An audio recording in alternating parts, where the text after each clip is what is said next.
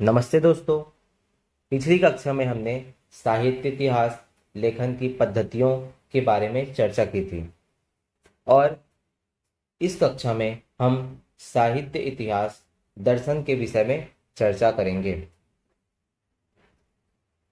तो जिस प्रकार साहित्य की परंपरा का अध्ययन साहित्य इतिहास लेखन के माध्यम से किया जाता है, उसी प्रकार साहित्य इतिहास लेखन व उसकी परंपरा का अध्ययन साहित्य इतिहास दर्शन करता है। ठीक है, आइए इसको हम लिख लेते हैं। जिस प्रकार साहित्य की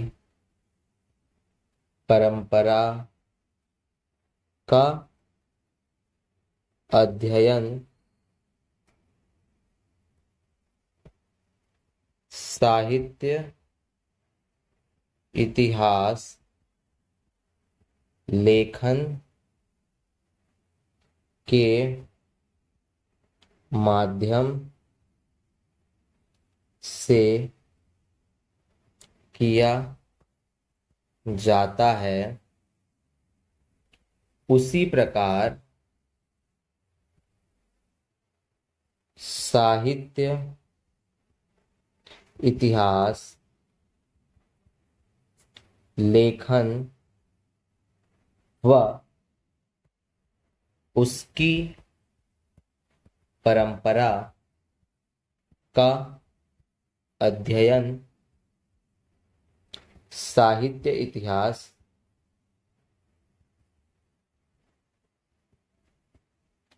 दर्शन करता है। साहित्य इतिहास दर्शन करता है।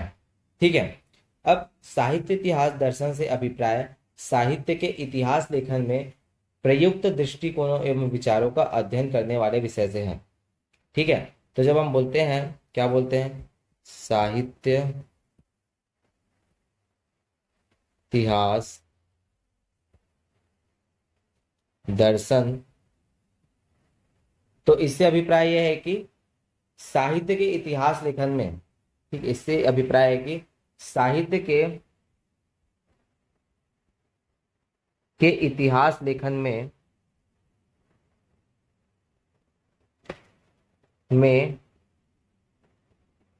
प्रयुक्त दृष्टिकोण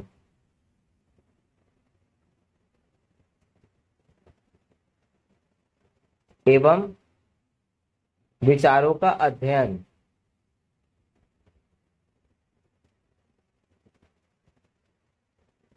ठीक है करने वाले विषय से है। साहित्य इतिहास का जो दर्शन से अभिप्राय साहित्य के इतिहास लेखन में प्रयुक्त दृष्टिकोणों एवं विचारों का अध्ययन करने वाले विषय से है। हिंदी में नलिन विलोचन शर्मा ने इस तरह का उल्लेख ग्रंथ लिखा है, साहित्य इतिहास का दर्शन। ठीक है, क्या बोल रहा था मैं, हिंदी में नलिन विलोचन शर्मा ने इस तरह का उल्लेख ग्रंथ लिखा है और उसका नाम क्या है, साहित्य इतिहास का दर्शन। ठीक है, मैनेजर पांडे का इतिहास एवं साहित्य दृष्टि भी इसी प्रकार का ग्रंथ है। इसके बाद फिर कौन है, मैनेजर पांडे जो है, उन्होंने भी इसी प्रकार की ग्रंथ लिखा है या किताब, मतलब रचना लिखी है, और वो है इतिहास एवं साहित्य दृष्टि। ठीक है, अब साहित्य इतिहास दर्शन का संबंध इतिहास दर्शन से है। इतिहास दर्शन के जनक को लेकर मतभेद है। ठीक है, अब एक चीज और मैं लिखना चाह रहा हूं कि इतिहास दर्शन के जनक को लेकर मतभेद है। ठीक है, तो कॉलिंगवुड के अनुसार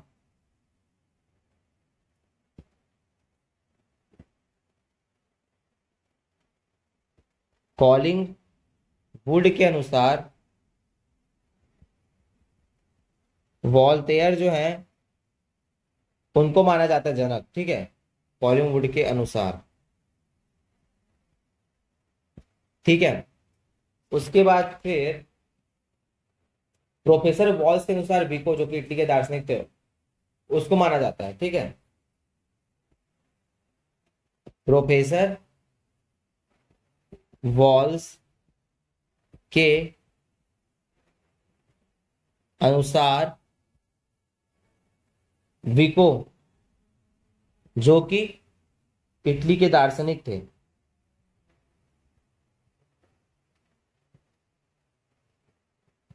उनको माना जाता है। ठीक है, अब क्या है, वाल्टेयर के अनुसार इतिहास दर्शन इतिहास के चिंतन की विधि है। इसमें इतिहासकार ऐतिहासिक घटनाओं को दोहराने की बजाय उनके विषय में चिंतन करता है। ठीक है, इसको अगर लिख लेते हैं, वॉल्टेयर के अनुसार इतिहास दर्शन जो होता है, ठीक है, इतिहास दर्शन इतिहास के चिंतन की विधि है।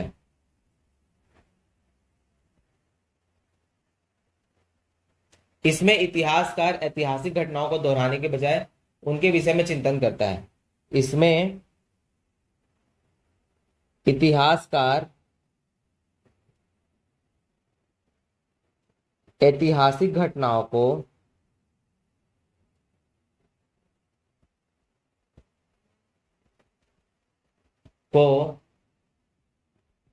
दोहराने के बजाय उनके विषय में चिंतन करता है।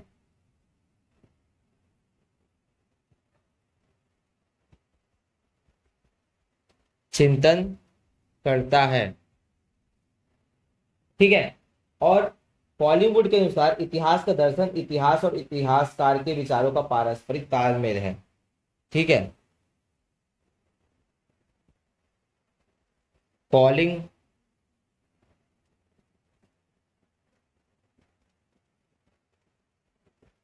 वुड के अनुसार इतिहास का दर्शन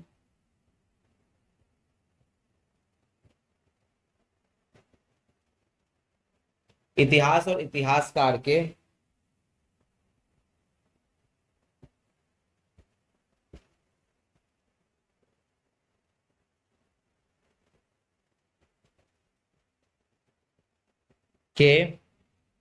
विचारों का पारस्परिक तालमेल है। चारों का पारस्परिक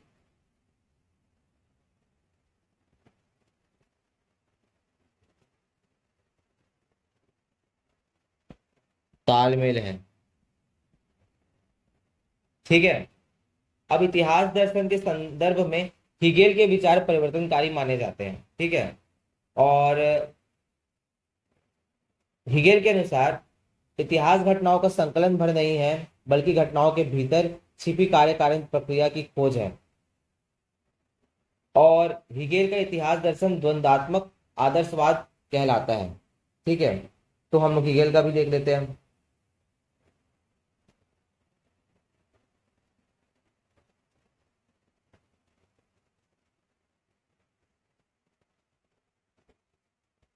हिगेल के अनुसार इतिहास घटनाओं का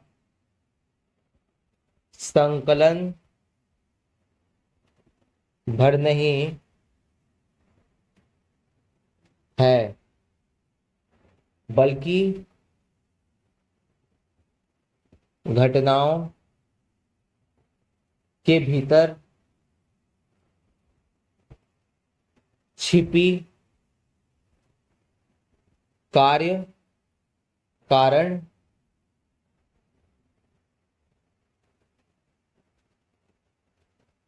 कार्य कारण प्रक्रिया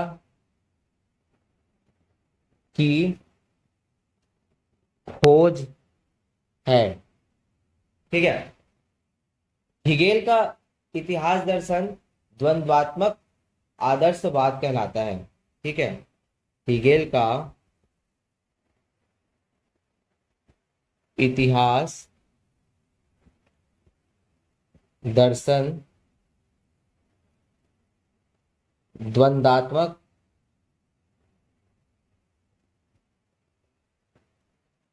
आदर्शवाद